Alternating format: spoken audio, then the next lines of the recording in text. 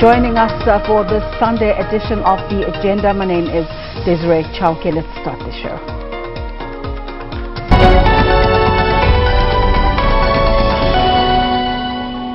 The Enlightened Christian Gathering Church's much anticipated Open Doors Grand Entrance service scheduled for today has been put on ice. The church says this is to give the CRL Commission's mediation process time to do its work. It was embroiled in a spat with the South African National Civic Organisation over the deaths of 3 female congregants. They died during a stampede when running for cover during a heavy thunderstorm while attending a service on the 28th of December last year. Police have opened an inquest.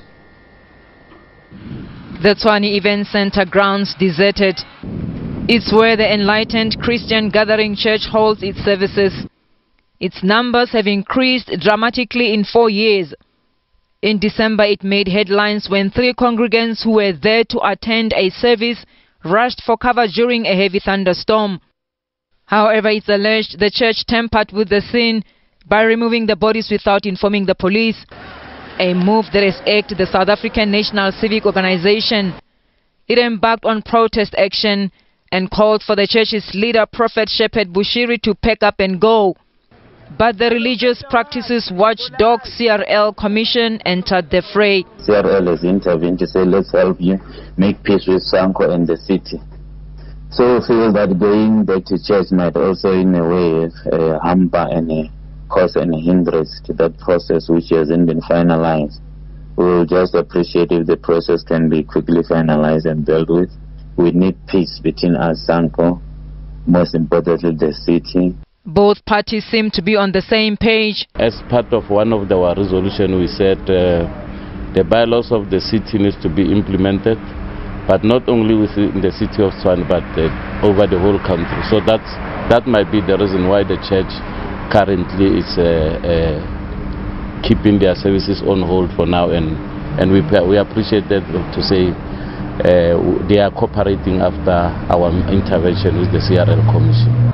The spat saw Tshwane's ANC Youth League adding its voice and blaming the death of the 3 congregants on the Tshwane municipality's failure to enforce the law.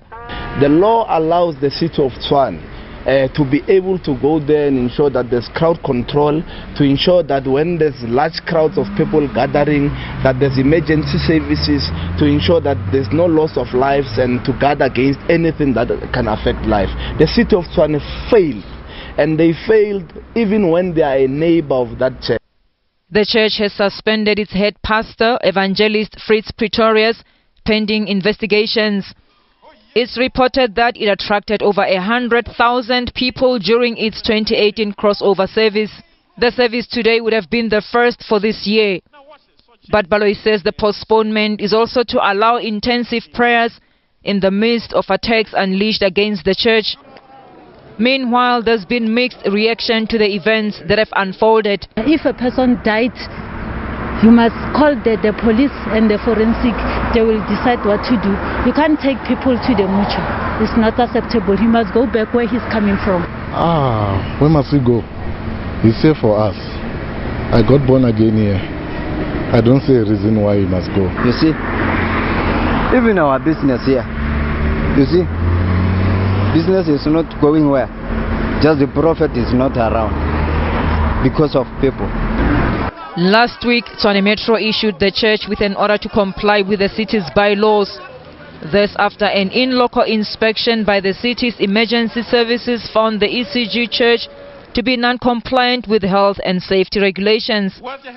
Should the church fail to meet the bylaws within 30 days, it will have to cease all activities until it complies. Police are still investigating. Mulimo wa SABC News, Pretoria.